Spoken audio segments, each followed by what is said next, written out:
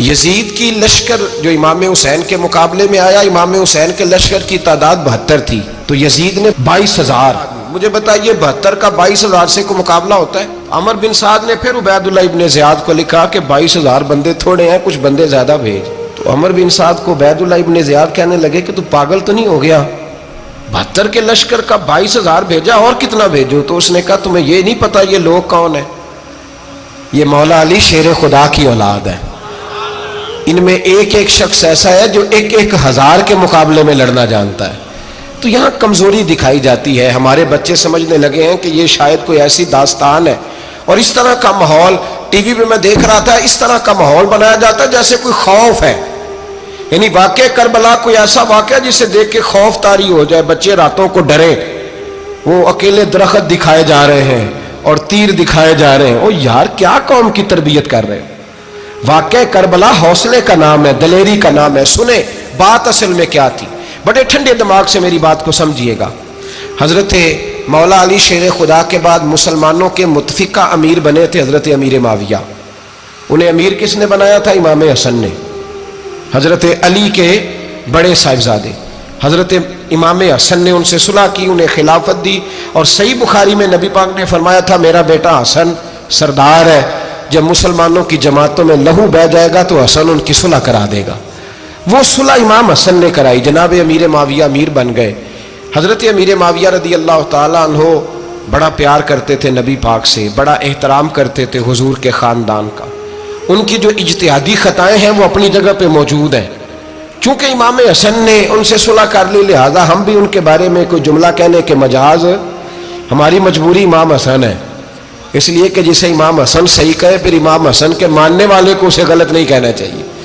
حضرت امیر معاویہ رضی اللہ تعالیٰ عنہ کا جب وصال ہوا تو حضرت امام حسن پہلے ہی ان سے وصال کر گئے، آپ کو زہر دے دیا گیا، آپ شہید ہو گئے. امام حسین موجود تھے. تو یزید کے بارے میں لوگوں نے کہا جناب امیر معاویہ سے کہ یہ ٹھیک ہے، مناسب ہے اور بہادر ہے، دلیر ہے، وہ جو ہوتے ہیں نا خوش آمدی ٹولہ. تو حضرت امیر معاویہ کے گرد بھی کچھ ایسے لوگ تھے، انہوں نے آپ سے کہا کہ یزید کو نامزد کر دیں. تو آپ نے یزید کو بلایا، حوالہ مجھ سے دیکھ لیجئے گا. بلا کے فرمایا کہ 3 بندوں کے سامنے اپنی خلافت پیش کرنا، اگر وہ تجھے مان جائیں تو امیر بن جانا، نہ مانے تو چپ کر کے گھر بیٹھ جانا. وہ 3 بندے کون ہیں؟ جناب عبداللہ ابن عباس، حضرت عبداللہ بن زبیر اور امام حسین رضی اللہ تعالیٰ عنہ. یہ وصیت فرمائی جناب امیر معاویہ. ہوا یہ کہ یزید جب امیر بنا نا، 2-3 چیزیں ہوتی ہیں جب کسی بندے کو قابو کرنا ہوتا ہے، 2-3-4-5 چیزیں ایسی ہوتی ہیں جس سے بندہ قابو آتا ہے. تو اس نے بھی فوری طور پہ، یزید نے دیکھا میرے لیے مسئلہ کیا بن سکتا ہے. ولید بن عتبہ اس وقت مدینے کا گورنر تھا.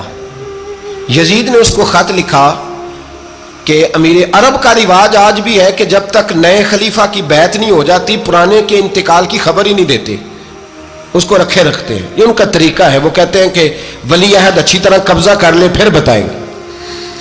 حضرت امیر معاویہ کا وصال ہو گیا، بتایا نہیں. یزید نے اب کیا کیا، چونکہ بڑا چلاک آدمی تھا، بڑا شاطر تھا، بڑا تیز تھا، اس نے ولید کو خط لکھا.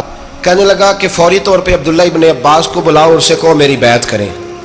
یہ جو بیعت ہوتی تھی نا، یہ بھی سن لے کیا ہوتی تھی. یہ بیعت حلف ہوتا تھا کہ میں اللہ رسول کے نام پہ حلف دیتا ہوں کہ میں یزید کی اطاعت کروں گا، میں اس کے خلاف کوئی بغاوت نہیں کروں گا. کوئی یہ بیعت لوگ سمجھتے ہیں کہ بس ہاتھ پکڑنے کا نام بیعت تھا. اس بیعت کا متبادل جمہوری ملکوں کے اندر ووٹ آیا ہے. تو کہا بیعت کرے. حضرت عبداللہ ابن عباس کو بھی بلاؤ، عبداللہ بن زبیر کو بھی بلاؤ، امام حسین کو بھی بلاؤ. امام حسین آدھی رات کے وقت بیٹھے تھے مسجد نبوی میں، چونکہ 5 نمازوں کی آپ امامت کرتے. امام حسین نماز پڑھا کے عشاء کی بیٹھے تھے. جناب عبداللہ بن زبیر، عبداللہ بن زبیر کون تھے؟ یہ نبی پاک صلی اللہ علیہ وسلم کی پھوپھی پوتے تھے اور جناب صدیق اکبر کے نواسے تھے، حضرت عبداللہ بن زبیر. اور جناب زبیر بن عوام عشرہ مبشرہ صحابی ہیں، ان کے بیٹے تھے. بہت زیرک آدمی تھے. یہ بھی امام حسین کے پاس بیٹھے تھے. عبداللہ ابن عباس بھی تھے جو حضور کے چچا کے بیٹے ہیں، اس امت کے پہلے مفسر ہیں قرآن پاک. یہ لوگ بیٹھے تھے. تو ولید نے ایک بندہ بھیجا، اس نے آ کے کہا جناب آپ کو گورنر صاحب نے بلایا ہے. تو عبداللہ بن زبیر کہنے لگے حسین اس وقت بلانے کی بات سمجھ میں نہیں آئی. تو امام حسین بڑے بصیرت والے تھے، اللہ نے بصیرت دی تھی. کہنے لگے عبداللہ آپ کو سمجھ نہیں آئی، مجھے سمجھ آ گئی ہے، امیر معاویہ وصال کر گئے اور یہ ہمیں جو بلایا گیا ہے نا، یہ یزید کی بیعت کے لیے بلایا گیا ہے. تو کہا پھر آپ آدھی رات کو نہ جائیں، آپ کے لیے خطرہ ہوگا۔ تو امام حسین فرمانے لگے خطرہ حسین کو نہیں ہوتا۔ نہیں، کہا پھر بھی آپ مہربانی کریں ذرا احتیاط سے جائیں۔ تو جناب عبداللہ ابن زبیر نے، عبداللہ ابن عباس نے 14 بندے نیزے دے کے، تلواریں دے کے امام حسین کے ساتھ بھیجے اور کہا کہ امام حسین اگر اس نے کوئی غلط ملت بات کی نا، زبردستی بیعت کرنے کا کہا، تو آپ بس کوئی ایک بات اونچی آواز میں کر دینا، یہ سپاہی پیچھے آ جائیں گے۔ امام حسین ان 14 بندوں کو لے کے گورنر ہاؤس پہنچ گئے۔ جب آپ وہاں پہنچے، اس نے بتایا، اس نے کہا جی حضرت امیر معاویہ انتقال کر گئے اور آپ نے یزید کی بیعت کرنی ہے۔ تو امام حسین فرمانے لگے میں چھپ کے بیعت نہیں کروں گا، مجمع لگاؤ، جمعے والے دن اعلان کرو، جو طریقہ ہے حضرت ابوبکر صدیق کا، جو طریقہ ہے حضرت عمر فاروق کا، جو انداز حضرت عثمان غنی کا ہے، جو مولا علی کا ہے، سر عام اعلان کرو، اگر ساری دنیا یزید کی بیعت کرے گی تو میں بھی تیار ہوں۔ تم مجھ سے بیعت لے کے پھر لوگوں کو بتانا چاہتے ہو کہ حسین بیعت ہو کر رہے ہیں تو تم کیوں نہیں کر رہے؟ میں عام آدمی نہیں ہوں، لہذا چھپ کے بیعت نہیں کرتا۔ جب یہ بات کی نا تو ولید بڑا نرم دل تھا اور امام حسین کی شان کو جانتا تھا، وہ جانتا تھا یہ نبی پاک کا خاندان ہے۔ اس نے کہا جی مجھے تو حکم تھا، باقی آپ حضور کے نواز ہیں، میں کر کچھ۔ وہاں ایک بڑا بدبخت شخص بیٹھا تھا، عبد الملک بن مروان، وہ ولید سے کہنے لگا کہ اگر حسین آج تمہارے ہاتھ سے نکل گئے تو تمہارے لیے بہت بڑا مسئلہ کھڑا ہو جائے، انہیں جانے نہ دینا، یا بیعت کراؤ یا ان سے کہو جنگ کے لیے تیار ہو۔ تو امام حسین رضی اللہ تعالیٰ عنہ کے کانوں میں آواز گئی تو فرمانے لگے ابن مرجانہ، اگر تیرے اندر جرت ہے تو آ سامنے حسین کے، اس کے کانوں میں باتیں نہ کر، کانا پھوسی نہ کر، باہر آ میدان میں، شرارت نہ کر، باہر آ، میں تمہیں ابھی بتاتا ہوں کہ حسین سے مقابلہ کرنے کا انجام کیا ہے۔ یہ کہہ کہ امام حسین باہر نکلے، اپنے بھائی محمد بن انفیہ کو بلایا، عبداللہ بن زبیر، عبداللہ ابن عباس، ڈھیر سارے لوگ کٹھے ہو گئے۔ فرمایا یہ معاملہ ہے، اب کیا کرنا ہے؟ تو وہ کہنے لگے حضور وقت ابھی مناسب نہیں ہے، آپ اس طرح کریں یہاں رکے، ہم مکے سے، عراق سے، کوفے سے لوگوں کو بلاتے ہیں، یہاں ایک بڑی مجلس مشاورت قائم کرتے ہیں۔ امام حسین فرمانے لگے اگر تم مشاورت قائم کرو گے تو ولید اور عبد الملک بن مروان وہ تو جنگ کرنے کو تیار ہیں، اور نبی پاک نے فرمایا ایک مینڈا ہوگا جس کی وجہ سے مدینے کی گلیوں میں لہو بہے گا۔ فرمانے لگے میں وہ بکرا، وہ مینڈا نہیں بننا چاہتا۔ کہا پھر آپ کیا کریں گے؟ تو امام حسین رو پڑے، فرمانے لگے میں مدینہ چھوڑ جاؤں گا لیکن مدینے کی حرمت پامال نہیں ہونے دوں گا۔ امام علی مقام آدھی رات کے وقت نکلے، سیدہ فاطمہ کا دروازہ ایک اس دن تھا جس دن حضرت مولا علی کوفے چلے گئے تھے، اور دوبارہ آج تالا لگا جب امام حسین نکلے۔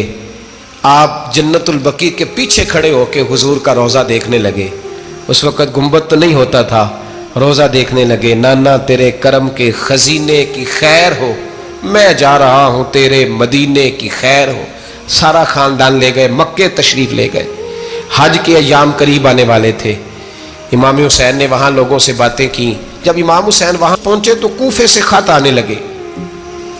کوفہ حضرت علی کا دارالخلافہ تھا، وہاں آپ کے محبین، پیار کرنے والے ڈھیروں تھے، انہیں خط لکھے کہ حضور آپ چپ کر کے بیٹھے ہوئے ہیں اور ہمارے اوپر یزید مسلط ہو گیا ہے، آپ اگر میدان میں نہیں نکلیں گے، آپ نہیں آئیں گے تو ہم اللہ کی بارگاہ میں شکوہ کریں گے کہ کوئی ہماری کمان کرنے کو تیار ہی نہیں ہوا۔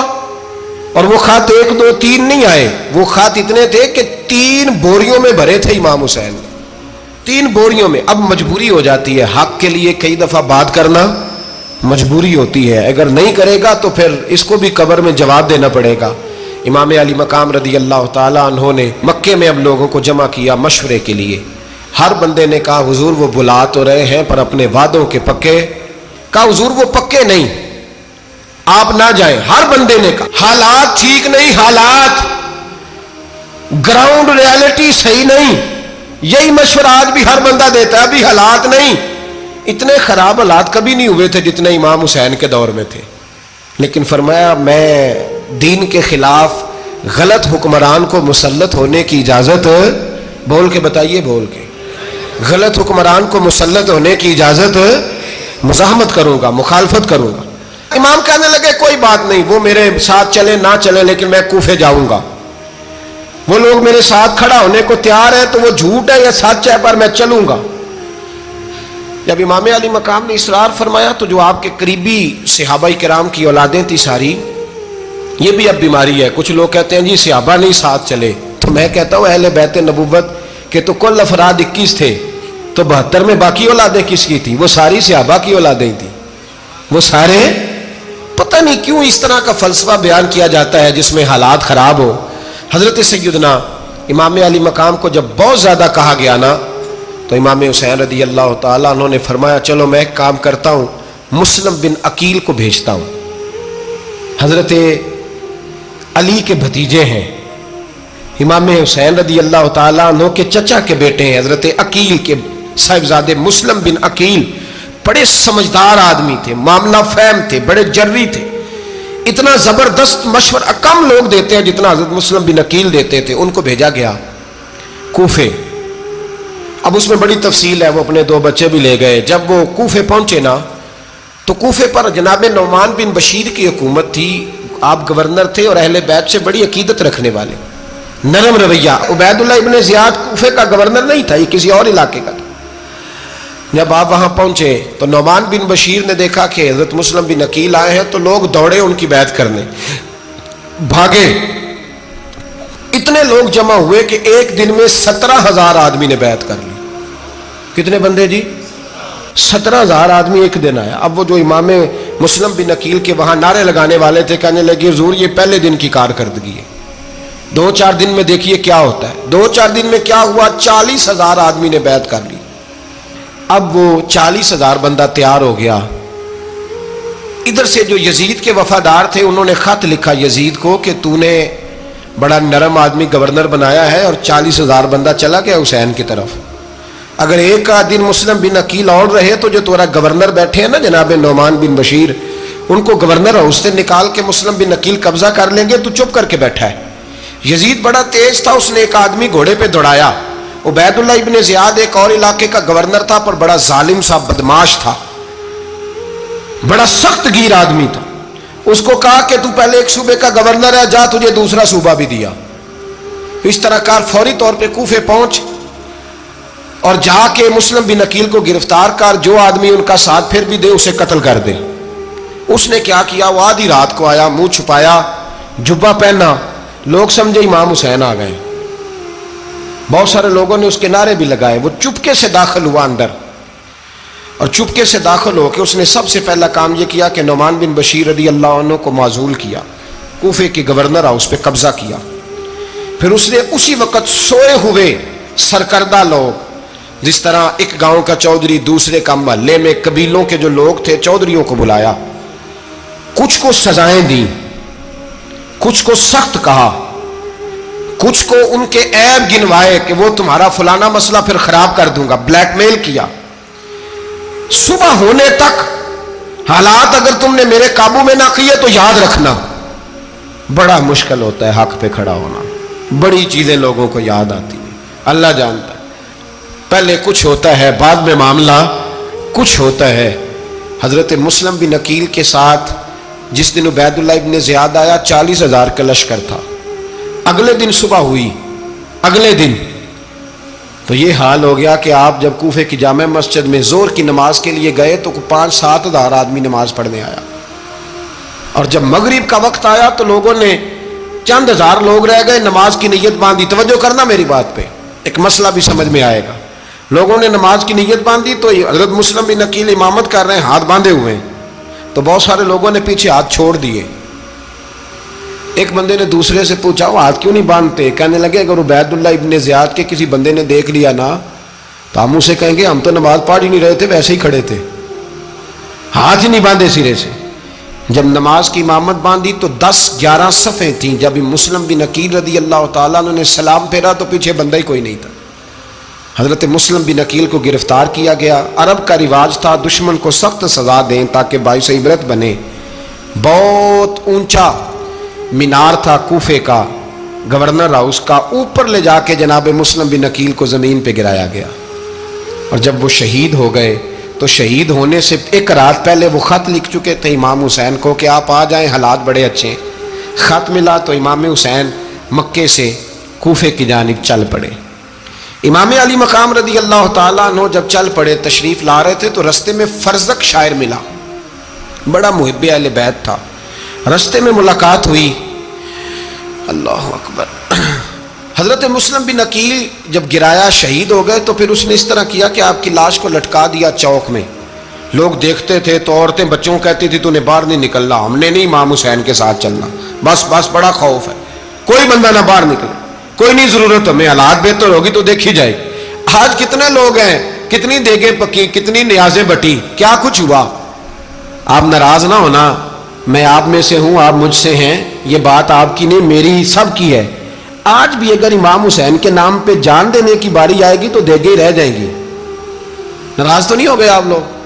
فٹافٹ مائیں کہیں گی باہر نہیں جانا, بالکل پتر سانو کی لگے, سارا دن کوئی ہمارے لیے. وہ پیر صاحب تو کرتے رہتے ہیں باتیں, ان کا تو کام ہے, خبردار ہم نے نہیں جانا. دیگیں دینے کو سارے تیار ہیں, جانے دینے کو تیار ہونا. ناراض ہو گئے آپ لوگ؟ چلو کوئی نہیں, ہو جاؤ, خیر صلی اللہ ہے, بات تو ٹھیک کر رہا ہوں نا. حضرت امام حسین رضی اللہ تعالیٰ عنہ نے فرزق شاہ رستے میں ملا تو امام حسین کو کہنے لگا کہاں جا رہے ہیں؟ فرمایا میں کوفے جا رہا ہوں. کہنے لگا حضور نہ جائیے گا, لوگوں کے دل آپ کے ساتھ ہیں, تلواریں آپ کے ساتھ نہیں. سیدنا امام حسین رضی اللہ تعالیٰ عنہ کو آ کے کہا حضور وہ سارے کوفے والے مانتے ہیں کہ بات حسین کی ٹھیک ہے لیکن آپ کی سپورٹ نہیں کریں گے. اور اگلی بات فرزق نے یہ کی کہ حضور میں حضرت مسلم بن عقیل کی لاش کو لٹکی ہوئی دیکھ کے آیا ہوں کوفے کے چوک میں. بڑا ہی خوبصورت فکرہ ہے امام حسین کا. فرمانے لگے میرا بھائی لٹکا ہوا تھا, کہیں کسی کے آگے جھکا تو نہیں تھا؟ لٹکا ہی تھا نا, کہیں جھکا تو نہیں کسی کے آگے؟ کہا حضور نہیں. تو آپ فرمانے لگے اگر مسلم بن عقیل لٹک گیا تو حسین بھی لٹک جائے گا, لیکن جھکے گا. حضرت امام حسین تشریف لائے, بچوں سمیت آئے. حر بن یزید ایک شخص تھا. حر بن یزید ایک مختصر سا لشکر لے کے اس نے امام حسین کو ایک جگہ پہ روکا, پھر دوسری جگہ پہ روکا, بالآخر تیسری جگہ پہ روکا. تو امام حسین نے فرمایا جگہ کون سی ہے؟ کہا حضور کرب و بلا. فرمایا بس یہی خیمے لگا دو, یہی. حضرت سیدہ زینب نے پوچھا امام حسین سے کہ سارے زمانے نے روکا ہے, ٹھیک ہے آپ حق پہ ہیں, یہ بھی سب نے کہا ہے آپ حق پہ ہیں, پر روکا بھی سب نے, آپ روکے کیوں نہیں؟ تو ابن کثیر اور ابن اسیر لکھتے ہیں کہ امام حسین رو پڑے, کہنے لگے بہن میں رک جاتا پر میں نے رات کو نانا مصطفیٰ کو خواب میں دیکھا ہے. تو حضور نے فرمایا حسین اگر آج یہ رواج پڑ گیا نا یزید جیسے لوگوں کا تو قیامت تک پڑا رہے گا. پھر لوگ کہیں گے کوئی نکلا نہیں تھا تو ہمیں بھی نکلنا. پھر لوگ ظالموں کے سامنے گردنیں جھکانے کے عادی ہو جائیں. میں کہتا رہتا ہوں, کہہ رہا ہوں, کربلا کی جنگ کفر اسلام کی جنگ نہیں, کفر اسلام کی جنگ نہیں کربلا کی. کیونکہ یزید تو بڑا پکا نمازی تھا, خطبہ دیتا تھا وہ تو. جب امام حسین رضی اللہ تعالیٰ عنہ نے کربلا کے میدان میں جمعے کا دن تھا تو یزید کے سامنے کو بات کرنی شروع کی عمر بن سعد کے سامنے. تو عمر بن سعد کہنے لگا حسین زیادہ باتیں نہ کر, ہمارا جمعہ لیٹ ہو رہا ہے, جنگ کے لیے تیار ہو, فٹافٹ آ.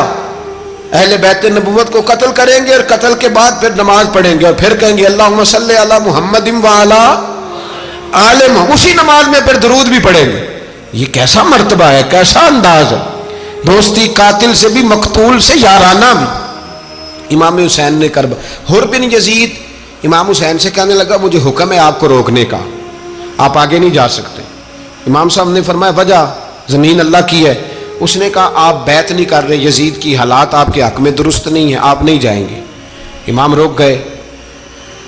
ظہر کی نماز کا وقت ہوا تو حضرت علی اکبر امام حسین کے بڑے صاحبزادے انہوں نے اذان ظہر پڑھی تو حر بن یزید کے لشکر نے امام حسین کے پیچھے نماز ادا کی.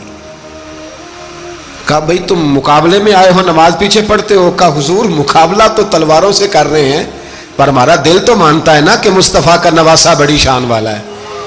حر بن یزید نے 3 نمازیں لشکر سمیت امام حسین کے پیچھے پڑھی ہیں, 3 نمازیں, ظہر عصر اور مغرب. پھر امام حسین کے سامنے شرائط پیش کی کہ آپ کو یہاں گھیر لیا گیا ہے, یہاں آپ بیعت کریں گے, یہاں جنگ کریں گے, 2 ہی باتیں. امام حسین نے فرمایا نہیں بھائی بیعت تو میں نہیں کرتا, اس کے علاوہ تم جو کہتے ہو میں کرنے کو تیار ہوں. اس نے خط لکھا, عبید اللہ ابن زیاد کو ایک بندہ دوڑایا پیچھے کوفے, چند میل پہ کوفہ تھا. کہا وہ نہیں مان رہے, کیا کرنا ہے؟ تو حسین ابن علی ہے, میں زیادہ دیر انہیں روک بھی نہیں سکتا. انہوں نے پیغام دیا حر بن یزید کو کہ کرنا کچھ بھی نہیں, ان کا پانی بند کر دو, بلیک میل کرو, کھانا پانی نہیں ملے گا, چھوٹے چھوٹے بچے ہیں, خود ہی مان جائیں گے. حضرت इमाम अली मकाम के बारे में हुर के पास जब ये पैगाम आया तो हुर कहने लगा मेरी तबीयत नहीं मानती हुसैन पर पानी बंद करूं, दिल नहीं मानता। जब ये लफ्ज़ कहे ना दोबारा तो फिर उबैदुल्ला इब्ने ज़ियाद ने अमर बिन साद को 10,000 आदमी दे के भेजा। का हुर बिन यजीद लचक दिखा रहा है हुसैन के हक में। एक रे का इलाका था, बड़ी वहां फसल होती थी, लोग कोशिश करते थे वहां का गवर्नर बनने की कोशिश करते थे। तो उबैदुल्ला इब्ने ज़ियाद कहने लगा तुम्हें रे की गवर्नरी मिलेगी, सबसे सरसब्द शादाब इलाका, तुम्हें वहां का गवर्नर बनाया जाएगा अगर हुसैन के खिलाफ लड़ोगे। ये इतनी जबरदस्त होती हैं गवर्नरियां कि गवर्नरियों के लिए लोग नस्ल रसूल के खिलाफ भी निकल आते हैं। ये इतनी तगड़ी होती हैं, इतनी जल्दी वफादारियां बदलती हैं। वक्त इतना नहीं कि मैं मजीद तफसील में जाऊं। इमाम हुसैन को रोक लिया गया, अमर बिन साद ने रोक लिया। यकम मुहर्रम को इमाम आए, 7 मुहर्रम तक रोका गया, 7 मुहर्रम को पानी बंद कर दिया। जानवर पानी पीते थे, घोड़े पीते थे, कुत्ते पीते थे, लेकिन मुस्तफ़ा के घराने को पानी पीने की इजाज़त 3 दिन तक पानी बंद रहा। 9 मुहर्रम को अमर बिन साद ने और लोग बुलाए। शिमर एक बड़ा सख्त आदमी था, संग दिल बदबख्त, जिसने हजरत अली असगर के गले पर तीर मारा था, वो और लश्कर लेके आया। रात को कहने लगा इमाम हुसैन रज़ी अल्लाह तआला अन्हु से कि बस बड़ा हो गया, ये 9-10 मुहर्रम की दरमियानी रात, या आप जंग करेंगे या आप बैत करेंगे, 2 ही बातें। इमाम हुसैन अंदर गए, सैयदा ज़ैनब से मशवरा किया, बाहर आए, फरमाया बात वही है जो पहले दिन वाली है। इमाम हुसैन रज़ी अल्लाह तआला अन्हु ने फरमाया भाई बैत तो मैं नहीं करता, बाकी जो तुम्हारा प्रोग्राम है। शिमर और इब्ने साद कहने लगे फिर जंग के लिए तैयार हो जाएं। क्या अंदाज है इमाम हुसैन का।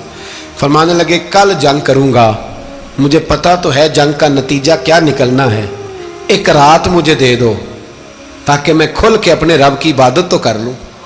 हुसैन ने जाना है, मुझे पता है कल रिजल्ट 72 और 22,000 का क्या एक रात मुझे दो, मैं मालिक से राज न्याज तो करूं।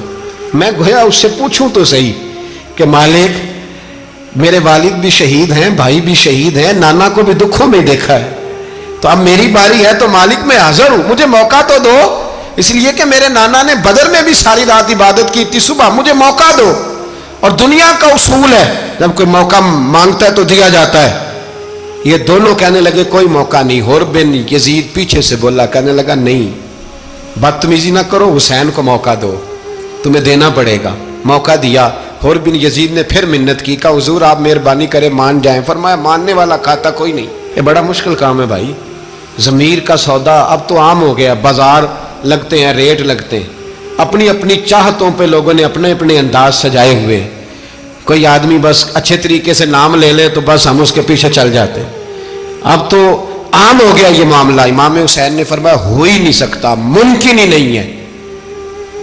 सारी रात इबादत में गुजरी, रियाजत में गुजरी। तहज्जुद का वक्त हुआ तो घर वालों को बुलाया, फरमाया देखना तुम्हारी सी की आवाज ना बाहर आए, खबरदार सी की आवाज ना आए। और इमाम ज़ैनुल आबिदीन से फरमाया तू बीमार है, तू जिहाद नहीं करेगा, लेकिन ख्याल रखना पीछे। और बड़ी कीमती बात बता रहा हूँ, हमारी बीवियाँ किसी के घर मैयत हो जाए तो 4 दिन बुखार नहीं उतरता। इमाम अली मकाम ने सैयदा ज़ैनब से फरमाया तू बड़ी है, मेरी बहन है, पीछे सारे बच्चे हैं, जवान हैं, इनके हौसले तेरी जिम्मेदारी हैं। सुबह जंग का तबल बजने लगा, फजर की नमाज पढ़ी, सूरज चढ़ा, 10 मुहर्रम का दिन, जुमे का वक्त। जनाब सैयदना इमाम हुसैन रज़ी अल्लाह ताला अन्हु ने रेत पर सजदे किए, लंबे सजदे, लंबी नमाज। सूरत शम्स की आयात दूसरी रकत में पढ़ी तो सारा करबला गूंजने लगा। क्या अंदाज़े तकल्लुम था इमाम अली मकाम का। नमाज मुकम्मल हुई तो हुर बिन यजीद, अमर बिन साद और शिमर से कहने लगे वाकई हुसैन से लड़ोगे, पता नहीं कौन है। कुल्ला सालुकुम अलैहि अजरन, तुमने नहीं पढ़ा, इल्लल मवद्दत फिल कुर्बा, तुम्हारी आंखें बंद है। अल हसन वल हुसैन सय्यदु शबाब अहले जन्नह, तुम्हें नहीं पता। कहने लगा चुप कर, हुकूमत नजर आ रही है। और बिन यजीद कहने लगे फिर मेरा भी फैसला सुनो, मुझे हुकूमत नहीं चाहिए, मुझे जन्नत चाहिए, हुकूमत नहीं चाहिए। इमाम हुसैन की पहली फतह देखें, और बिन यजीद एड़ी लगा के ना यजीद के लश्कर से निकल के इमाम हुसैन के लश्कर में शामिल हो गया। और पहला शख्स जिसने इमाम हुसैन को रोका امام حسین کے نام پر پہلا سر بھی اسی شخص نے کٹایا ہے، لیکن یزید کی قبر پہ لعنت بھی کوئی نہیں برساتا، اس کا محل تھا بہت بڑا، لیکن جب لوگ کربلا میں امام حسین کو سلام کرنے جاتے ہیں تو قدموں میں حر بن یزید کا مزار بھی بنا ہوا ہے، اس کو بھی سلامی دی جاتی ہے۔ اور اب ہم اکیلا حر بن یزید نہیں کہتے، ہم کہتے ہیں حر بن یزید رضی اللہ تعالی۔ اب ہم اتنی تعظیم کرتے ہیں اس حر کی۔ جناب امام حسین کو میدان میں کھڑا کیا گیا، جہاد کا طبل بجا، پہلے خدام آئے، اور سن لو آج وہ پتہ نہیں بازاری سے لوگ چڑھ گئے اسٹیجوں پہ، بازاری سے، نہ چہرے پہ داڑھی ہے نہ سر پہ کوئی کپڑا ہے، بازاری لوگ ہیں، بھاگ رہے ہیں، بازو چڑھائے ہوئے ہیں، بٹن کھولے ہوئے ہیں، تماشا بنا دیا۔ سننے والوں کا بھی اللہ ہی حافظ ہے، وہ سٹیج پہ یہ اہل بیت کی شان بیان کرتا ہے، بھاگ کے ادھر جاتا ہے، یہ کوئی طریقہ ہے؟ سننے والوں کا بھی عجیب انداز ہے، ہر بندے کو سننے بیٹھ جاتے ہیں۔ دین مہذب ہے، تہذیب والا ہے، دلائل رکھتا ہے، دین وقار رکھتا ہے، ایسے لوگ اب دین بیان کریں گے؟ حضرت سیدنا امام حسین رضی اللہ تعالیٰ عنہ صبح جب جہاد کا وقت آیا، پتہ کون کون تھے کربلا میں؟ امام حسین کے ساتھ امام حسین کے 4 بھائی تھے کربلا میں۔ کتنے؟ بول کے بتائیں۔ حضرت علی کے 4 بیٹے، عباس بن علی، جن کو حضرت عباس کہا جاتا ہے نا، علمدار، یہ حضرت علی کی دوسری زوجہ میں سے عباس بن علی بھی تھے، اور ابو بکر بن علی بھی تھے، عمر بن علی بھی تھے، عثمان بن، یہ حضرت علی کے بچوں کے نام ہیں۔ یہ آپ کے شہزادے امام حسین کے ساتھ شہید ہوئے، ان کا نام صرف اس لیے نہیں لیا جاتا کہ ان کا نام خلفائے ثلاثہ کے نام پہ، حضرت علی نے اپنے یاروں کے نام پہ رکھا ہے، تو تم نے کربلا کے میدان سے خارج کر دیا۔ یہ تینوں شہزادے حضرت جناب سیدنا امام حسین کے ساتھ تھے، یہ بھی شہید ہوئے۔ حضرت جناب زینب امام حسین کی سگی بہن ہے، ان کے 2 بچے تھے، اون و محمد۔ جب امام حسین میدان میں جانے لگے تو جناب زینب بچوں سے کہنے لگی، نہ پہلے بھائی نہیں جائے گا، پہلے بھانجے جائیں گے۔ 2 بچے شہید ہوئے۔ حضرت قاسم بن حسن امام حسن کے بیٹے تھے، وہ جب میدان میں جانے لگے تو امام حسین نے کہا، نہیں بھائی تو نہیں جائے گا، تو میرے بھائی کی نشانی ہے، میں جاؤں گا۔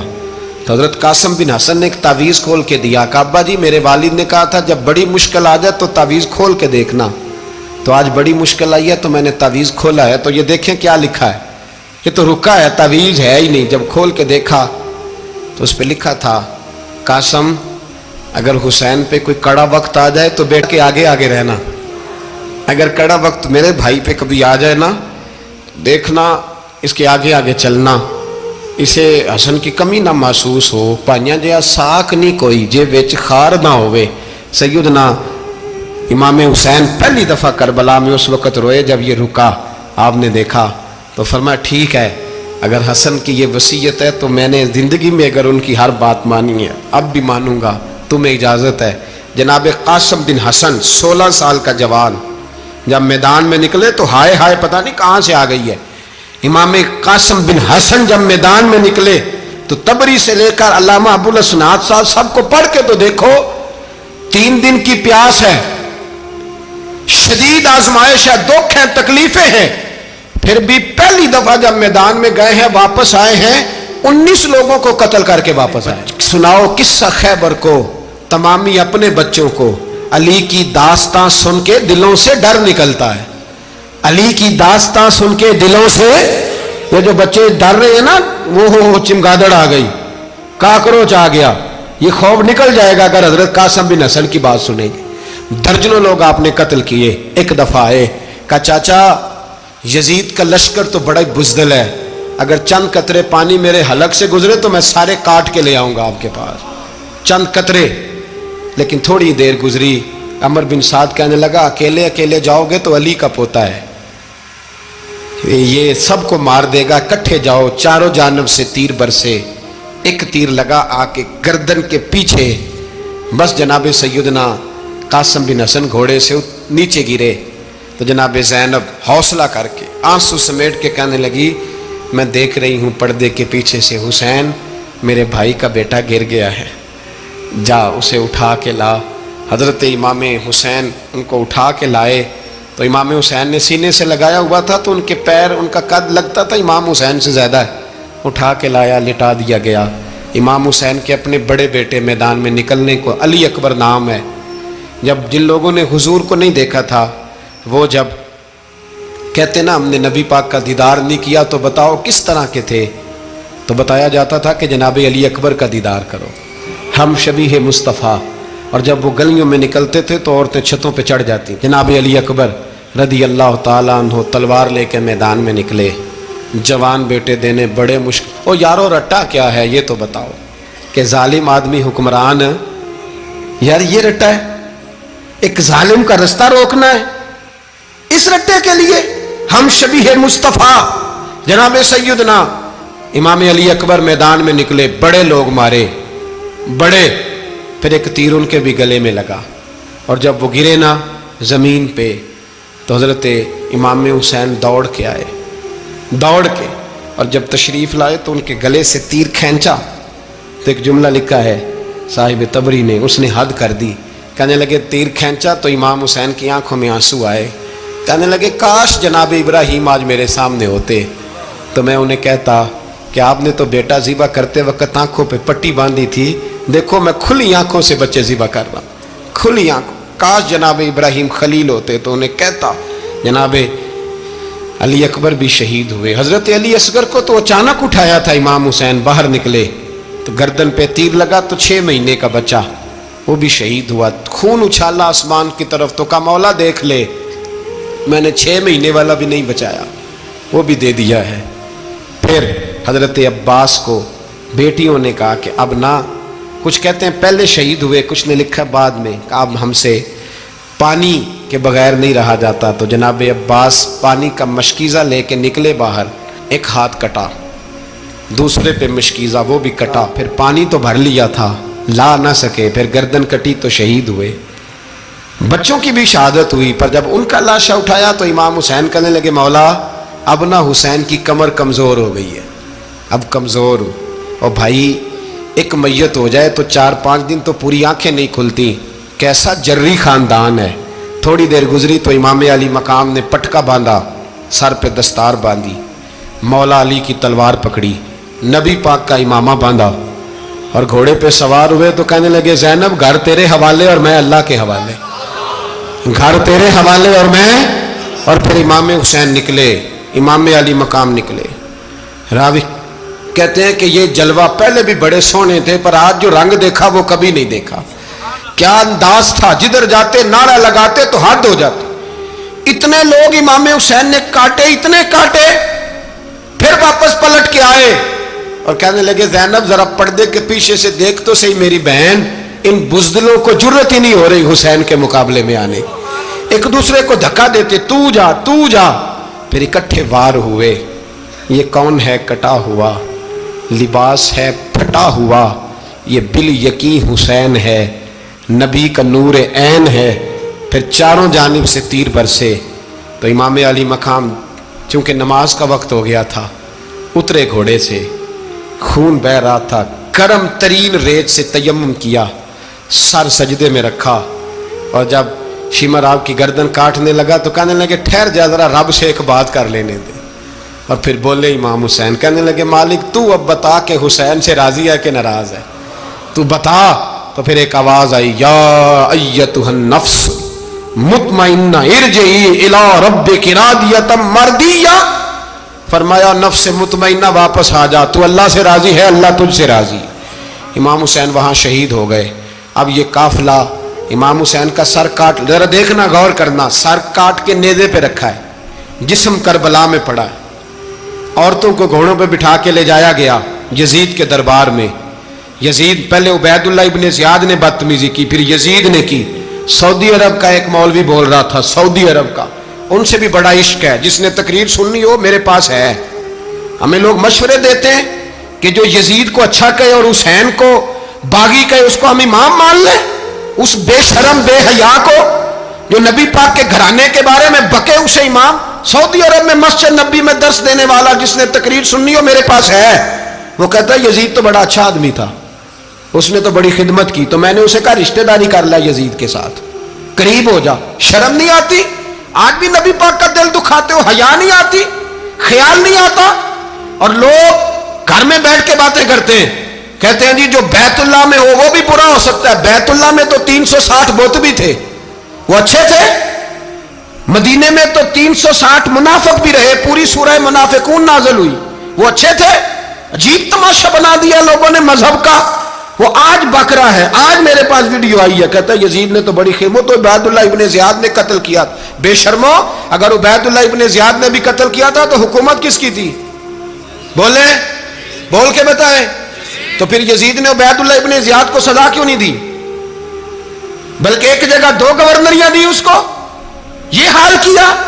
بلکہ سنو، جو حدیث پاک میں آتا ہے وہ یہ ہے کہ یزید چھڑیاں مار رہا تھا، چھڑیاں امام حسین کے لبوں پہ. تو نعمان بن بشیر صحابی تھے، بول پڑے، کہنے لگے یزید بدبخت، ہاتھ پیچھے اٹھا، مجھے اللہ کی عزت کی قسم میں نے سینکڑوں بار نبی پاک کو ان ہونٹوں کو چومتے دیکھا ہے. حضرت جناب زینب عورتوں کے مجمع میں پیچھے ہو کے بیٹھی ہیں. یزید کے پاس جب پہنچا لشکر تو یزید کہنے لگا دیکھو اللہ نے مجھے عزت دی اور میرے مخالفوں کا کیا حال ہوا. تو بی بی زینب بول پڑی، اتنے صدمے سہے پر آواز توانا ہے، جاندار ہے. حضرت سیدہ زینب نے جب سنا نا کہ یہ کہہ رہا ہے کہ مجھے اللہ نے عزت دی، تو جناب زینب بولی. نعمان بن بشیر کہتے ہیں بی بی بولی، اتنے صدمے ہیں پر جناب زینب بولی اللہ اکبر.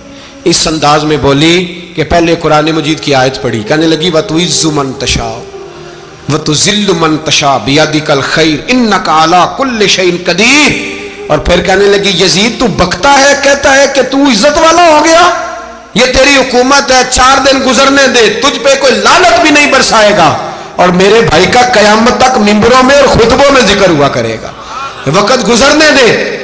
جب جناب بی بی زینب بول رہی تھی تو حضور کے ایک نابینا صحابی پاس بیٹھے تھے. جناب نعمان بن بشیر کا ہاتھ ہلایا، ہلا کے کہنے لگے کیا علی آ گئے؟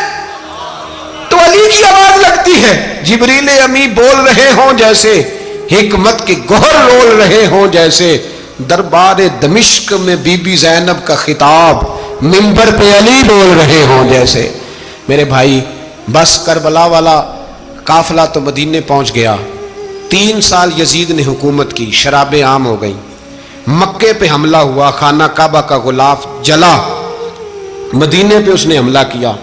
3 دن مسجد نبوی میں اس نے گھوڑے باندھے، مسجد نبوی میں صحابہ کو نکال کے اپنا اس نے امام مقرر کیا، لیکن پھر امت نے اسے قبول نہ کیا. پھر وہ رسوا ہوا اور آج تک وہ رسوا ہے. لیکن امام حسین کا نام کل بھی زندہ تھا.